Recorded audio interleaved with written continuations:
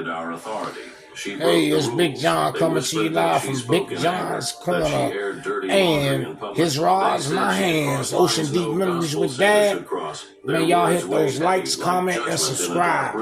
The giant were her supporters, people who called her a prophet that's pain. destroyed every tear she cried.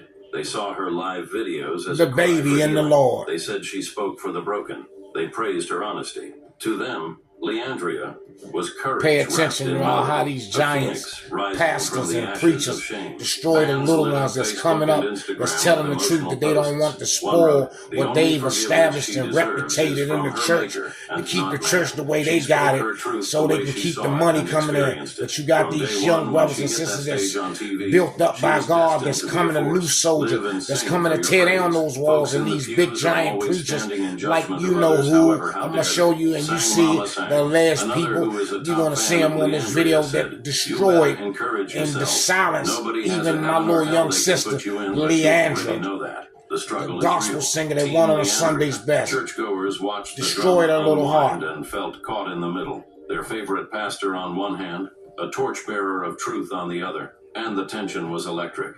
People wondered whether the church cared more about image than healing. They asked if powerful silence was more dangerous than painful honesty. They prayed for peace, but hunger for truth burned brighter. Comments like, "Why do leaders hide their own pain?" and "When did honesty become rebellion?" trended online. The gospel world was split wide open.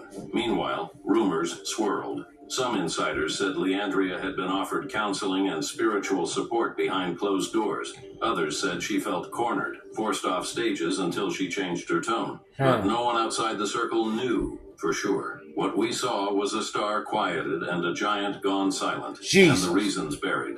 And her fans? They refused to let the silence win. They shared her older performances, looping her voices of pain and praise. They left tearful comments. They asked the same question again and again. What happened? Why was one voice silenced and another voice untouched? Leandria's silence spoke volumes. It was a vacuum that echoed louder than any message she could ever sing. And Bishop Jakes' silence, his authority staying distant, felt like a public sermon in itself. One that asked more questions than it answered. It felt like the calm after the storm, but the sky was still dark. Lightning hadn't struck, but the clouds still rumbled. And everyone held their breath, waiting for the next flash.